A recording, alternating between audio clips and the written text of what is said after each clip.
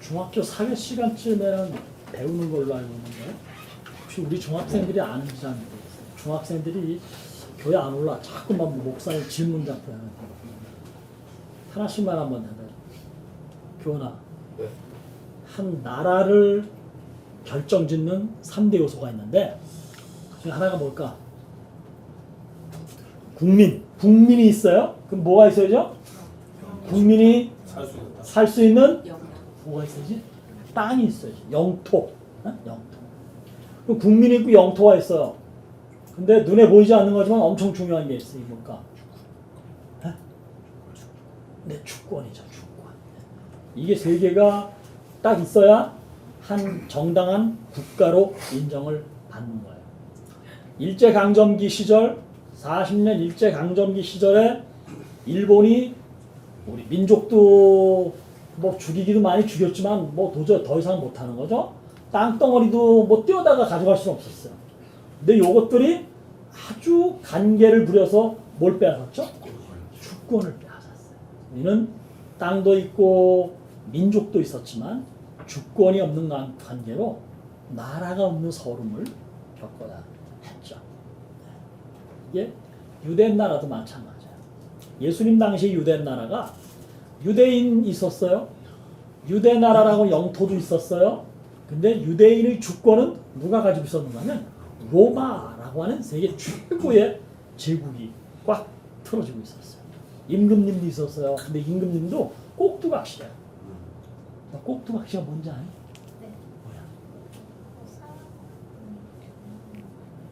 인형극 할 때 이렇게 조종하는 거 있잖아.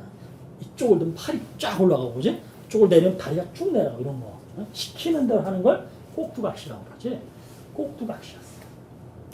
헤로드 왕은요, 로마 제국에 가서 왕에게 온갖 아부를 다 떨어가지고 왕이 된 사람이에요.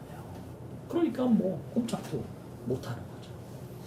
자, 이런 유대 나라의 상황에서 예수님이 오셔서 던진 첫 번째 메시지, 그게 뭐냐 하면 회개하라, 하나님의 나라가 가까이 왔다, 이렇게 말씀을 하신 거예요. 뭐가 가까이 왔다고? 하나님의 나라. 네. 하나님의 나라라고 얘기했어요. 우리는 대한민국의 주권은 누구에게 있다? 건이야, 누구에게 있다? 국민에게 있다. 그죠? 이게 굉장히 중요한 헌법 1조 2항인가 그렇죠?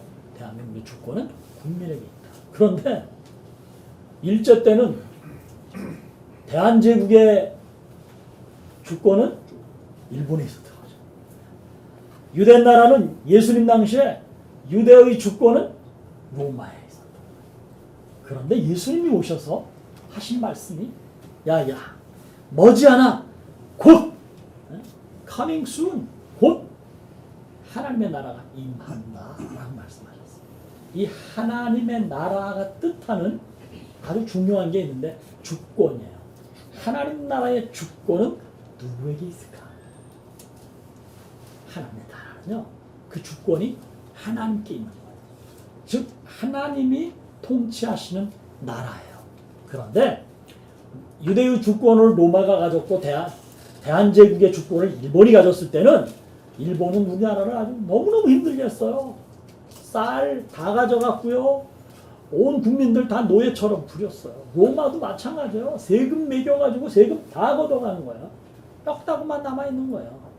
그런데 하나님이 다스리시는 하나님의 나라는 그 나라에 살고 있는 사람들이 모든 권한은 하나님께 있지만, 그러나 그 권한을 주신 하나님께서 그 나라에 사는 모든 하나님의 백성들에게 최선의 것, 최상의 것으로 보장하시고 그렇게 먹이시고 입히시는 나라예요.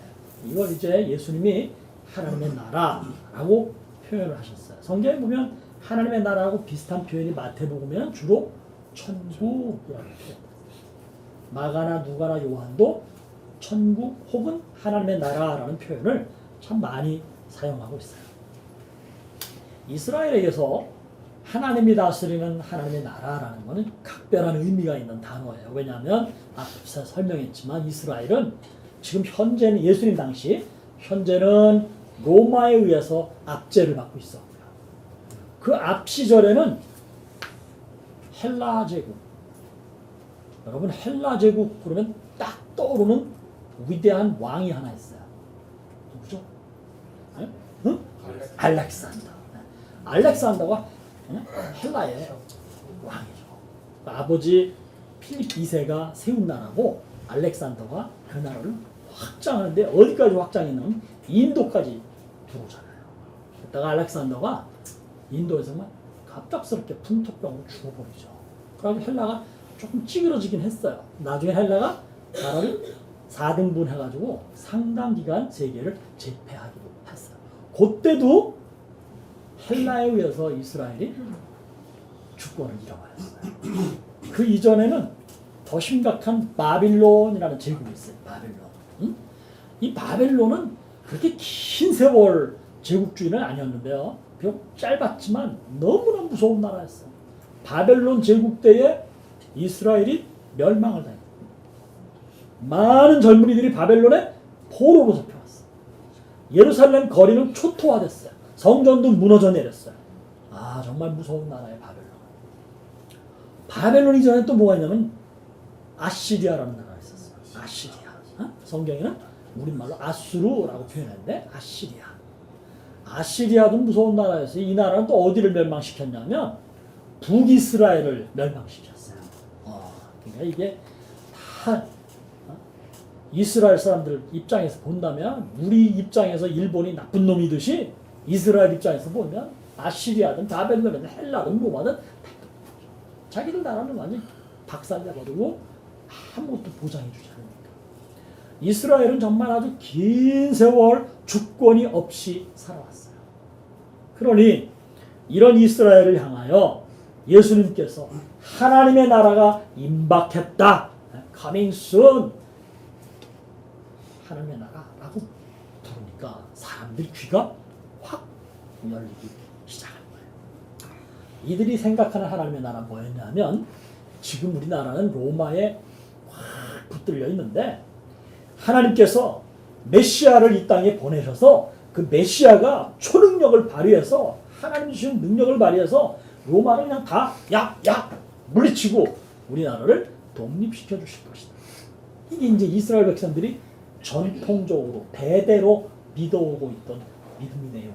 그런데 예수님이 그 이스라엘 사람들을 향하여 하나님의 나라가 임박했다라고 말씀을 하시니까 이들이 이게 뭐야? 이게 뭐야? 뭐가 일어날 모양이지? 뭐가 어떻게 될 모양이지? 기대감을 품기 시작했어요. 네. 수많은 젊은이들이 예수님을 바라보기 시작했어요.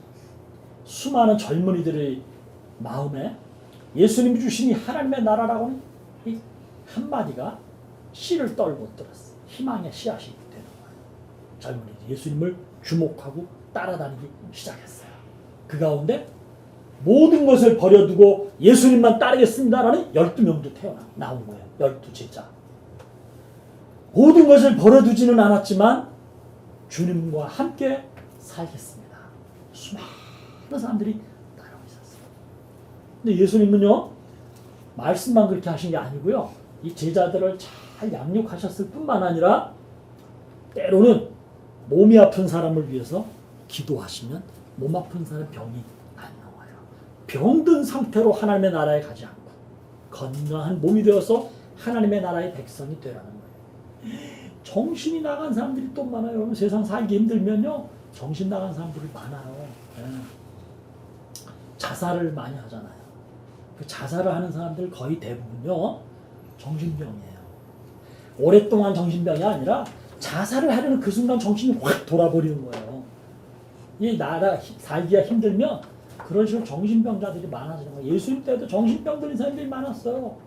귀신이 확 사로잡아서 제정신 못 차려야 예수님이 그 귀신을 쫓아내요. 제정신 차리게 해줘요. 자, 이쯤 되니까 예수님이 갈릴리에서부터 시작된 예수님의 활동이 예루살렘으로 점점 확장이 되기 시작했는데 예수님을 따르는 사람만 있었던 게 아니라 예수님을 반대하거나 비난하거나 비판하는 사람들도 자꾸만 생겨나기 시작했어요. 그 무렵 만난 사람이 오늘 본문에 나오는 니고데모라는 사람이에요. 니고데모는 바리새인이라고 얘기합니다.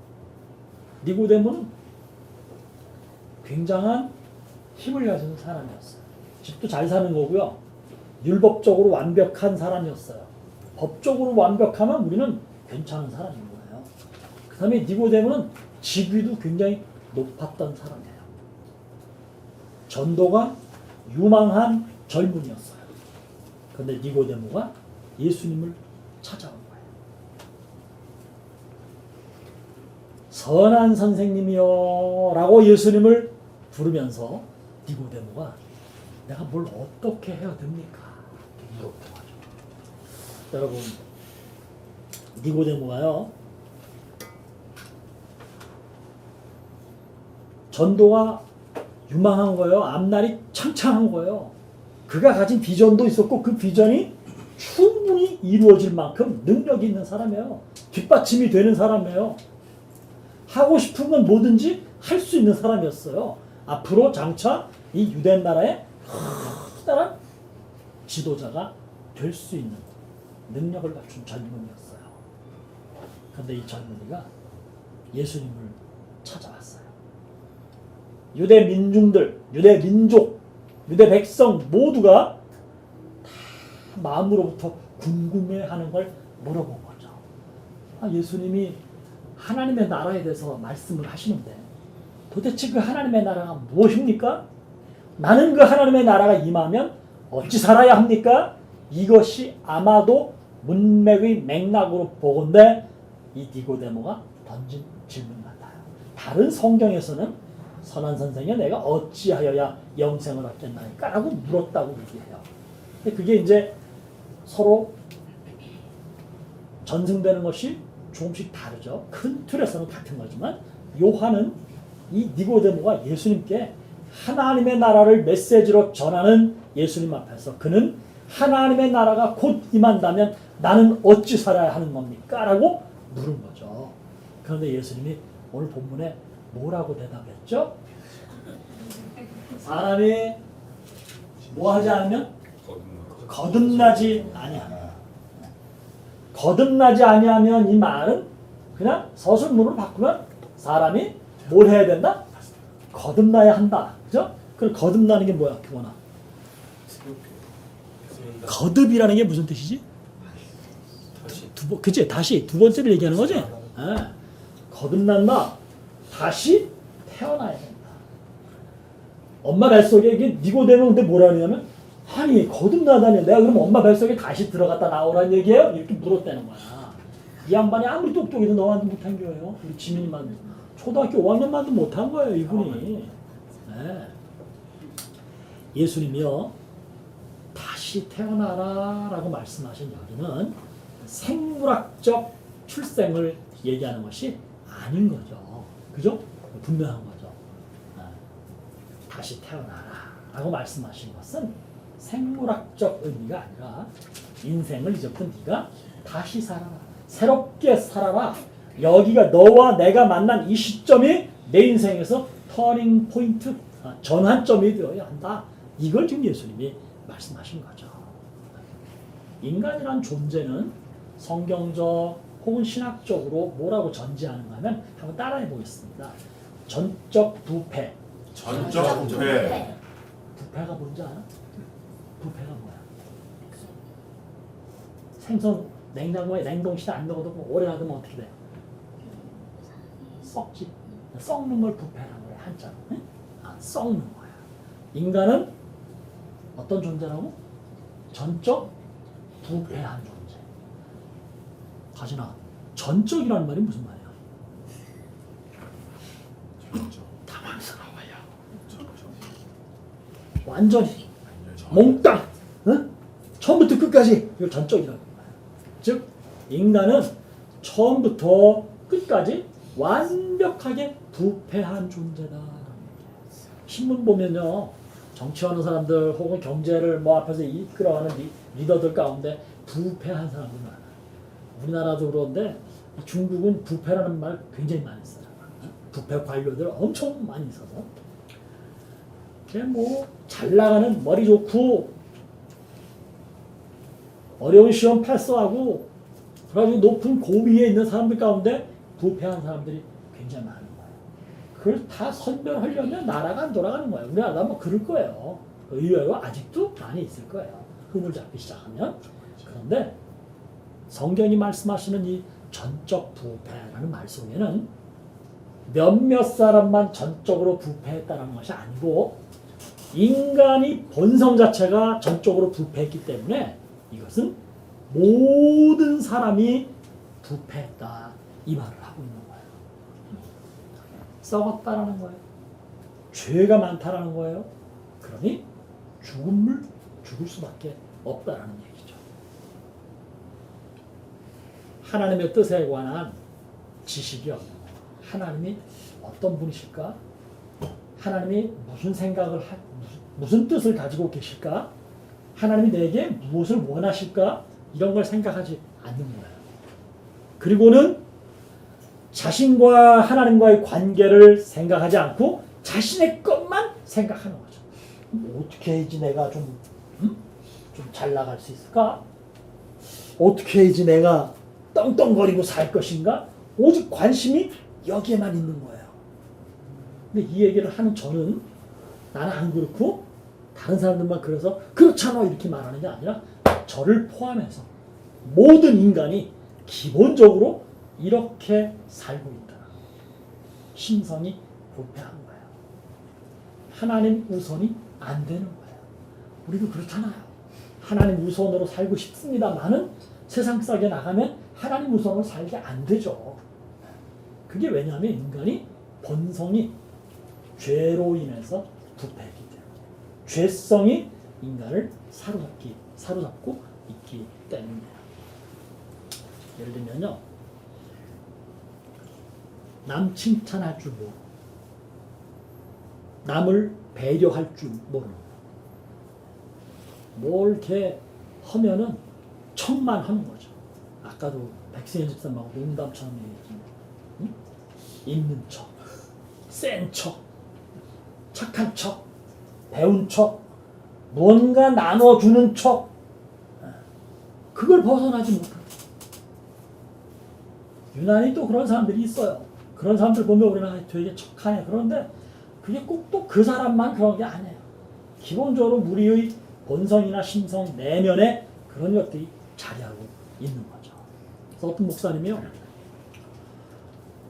목회를 막 열심히 하는 거예요. 맨날 설교하고 신방 가서 이렇게 사세요라고 권면하고 뭐 별걸 다 하는데도 자기가 목회하는 교회 교인들의 심성이 변하지 않는 거예요.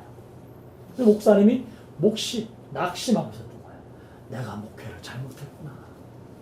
그런데요, 어느 날 한 사건을 겪으면서 자기를 들여다보니까 목사님 자신도 교인들하고 전혀 다를 바가 없는 걸 발견한 거예요. 뭐 기도하면서 성령의 능력을 받았다고 목사님 스스로 생각을 해서 나는 성령의 능력으로 성격, 성질, 기질 다 바뀌었어 라고 생각을 했는데 아니더라는 거죠.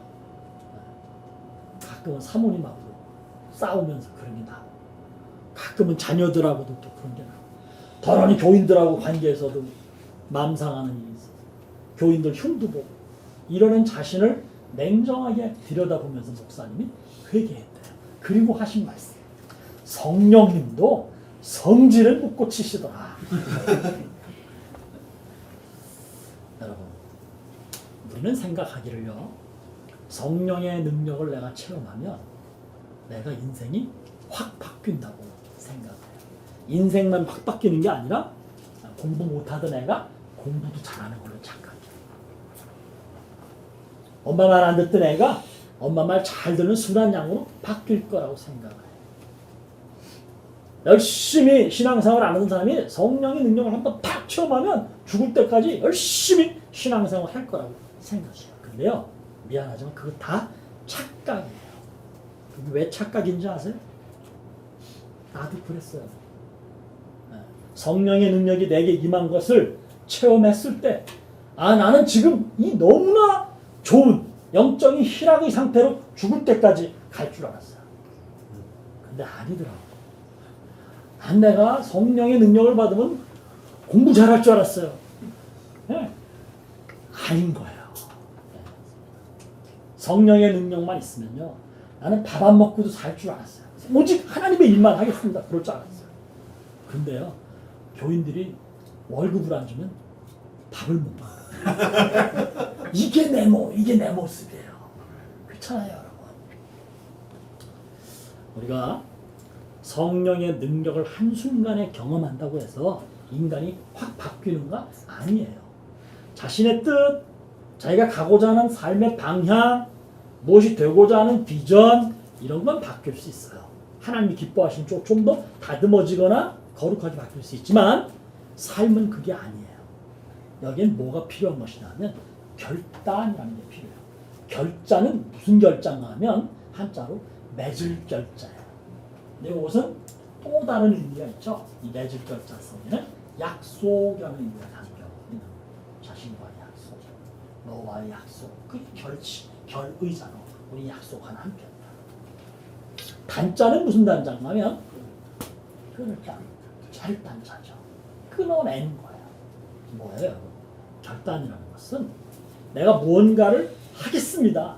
어떻게 살겠습니다. 라고 결심하는 거예요. 단자는 내가 이제까지 이런 일들을 해왔는데 이게 잘못된 것 같으네요. 이걸 안 하겠습니다. 네? 네?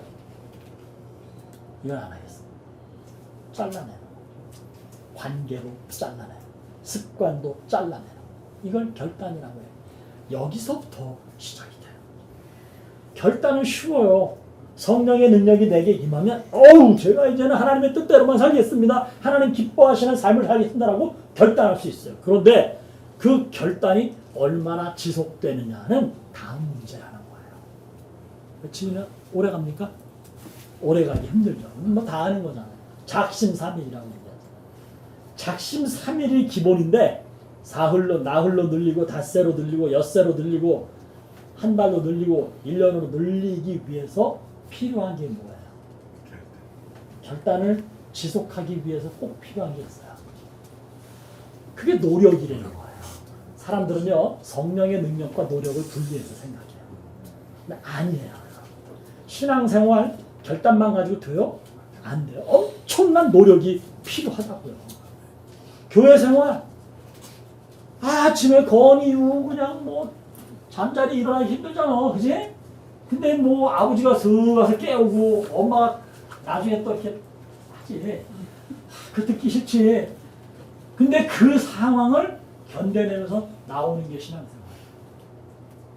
제가 무슨 말을 하는지 여러분 아십니까? 여러분 기도하십니까? 나는 이제 기도해야지 라고 결단했어요. 그렇게 결단한 기도생활 며칠이나 하실 수 있어요. 며칠이나 해보셨어요. 이거 오래 하기 힘들어요. 기도 되게 힘들거든요. 기도시키면, 교인들 기도시키면 한 5분 눈 감고 있다가 뭐 이런저런 기도 막 하고 나서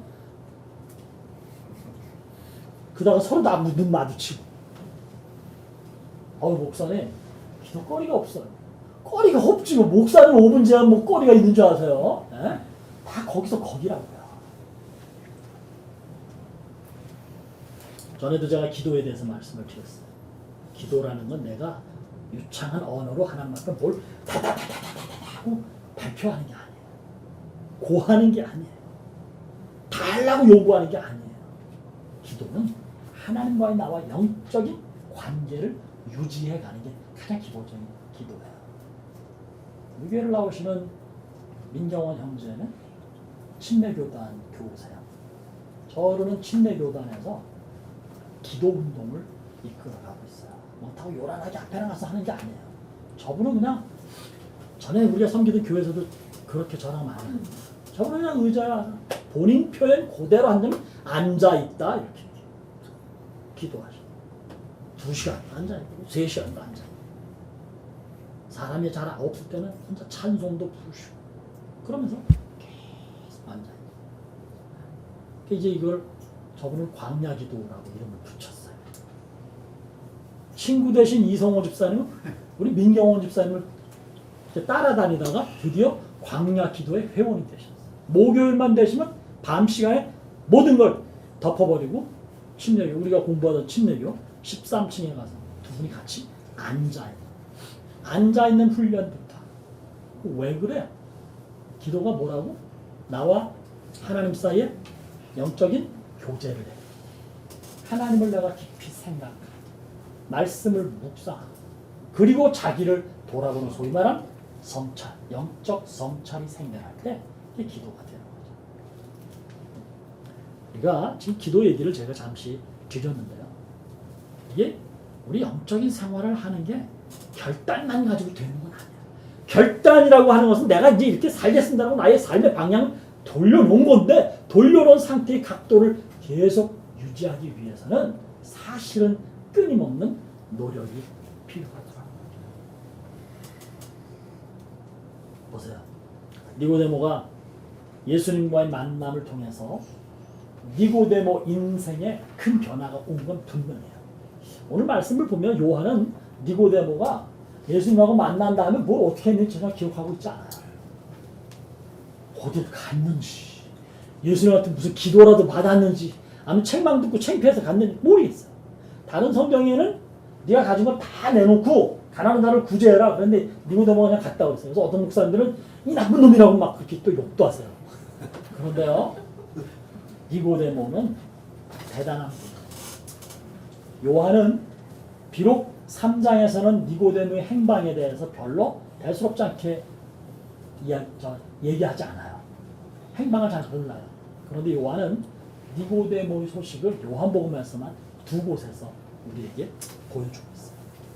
요한복음 7장을 가게 되면요, 요한복음 7장에서 바리새인들과 사두개인들이 예수님을 비판하는 일이 있어요. 집에 가서 읽어보시면 돼요. 비판하고 비난을 해요. 그리고 예수님을 어떻게 할 것인가, 이 바리새인들과 사두개인들, 즉 전통적 유대인들이 예수님을 어떻게 하려고 모의를 하는 얘기를 쭉 나와요. 근데 마지막 부분에 가면 니고데모가 이렇게 말을 해요.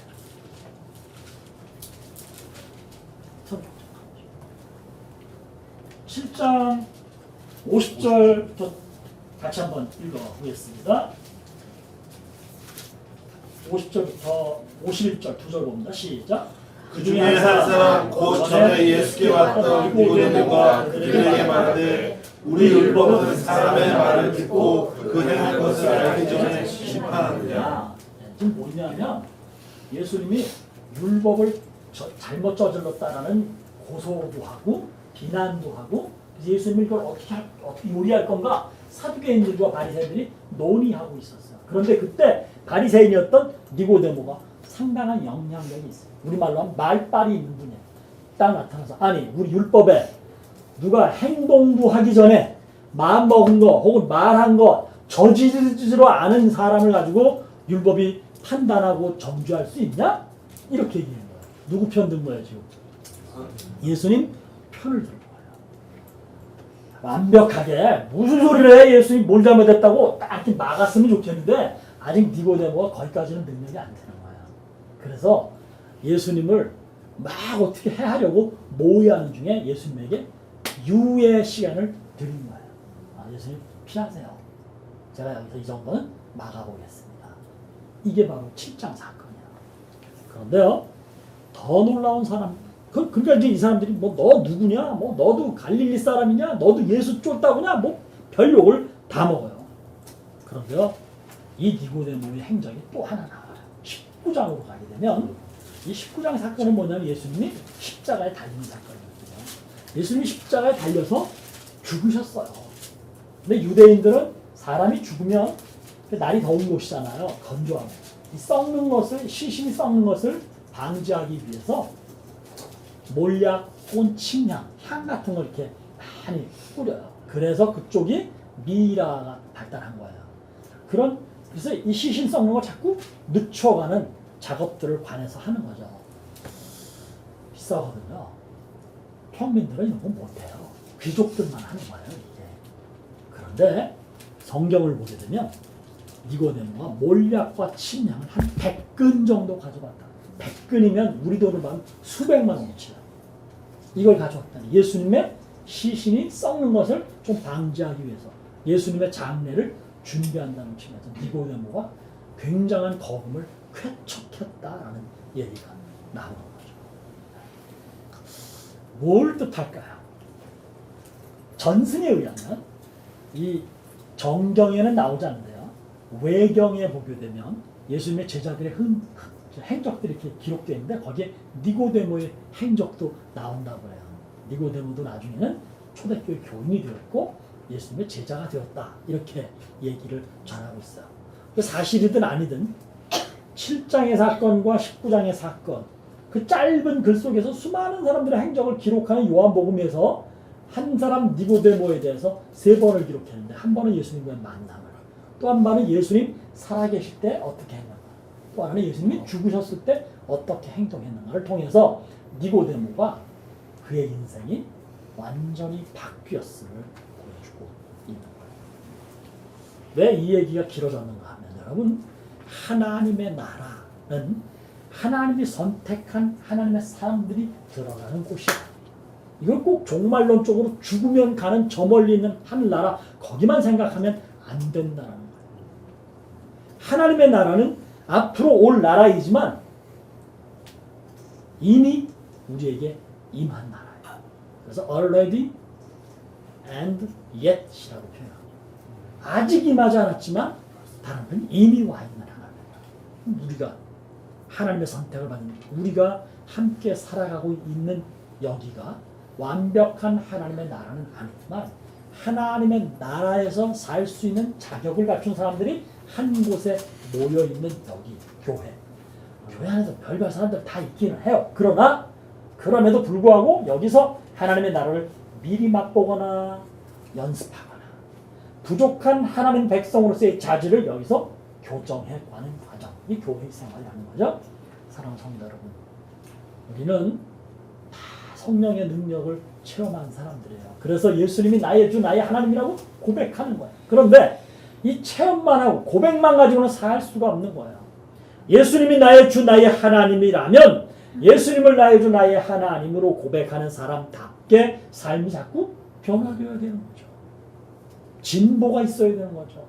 거기엔 뭐가 필요한 것이냐면 사실은 신앙생활은 우리 자신이 노력도 필요한 거예요. 노력 때문에 구원하는 건 아니에요.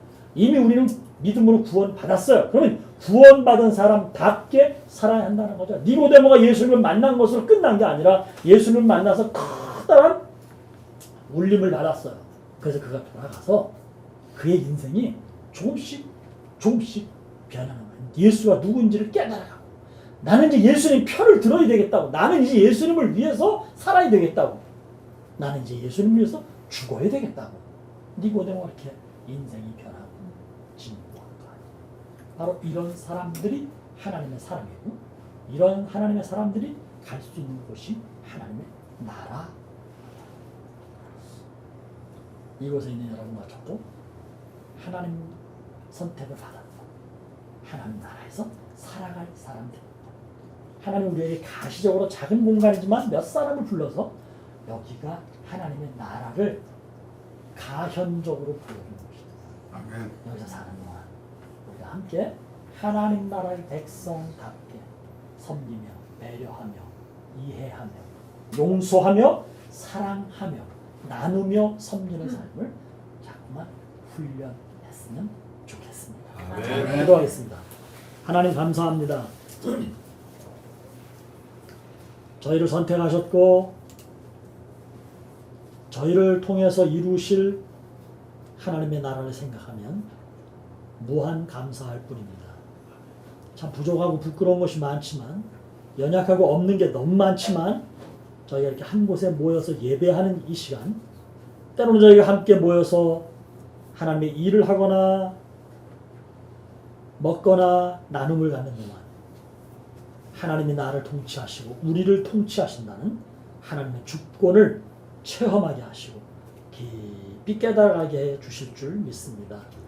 함께하는 우리 자녀들에게도 귀한 깨달음을 꼭 주셔서 사는 동안 이 작은 나무 십자가 공동체를 통해서 하나님의 나라를 우리가 체험하고 누리게 해주실 줄 믿습니다.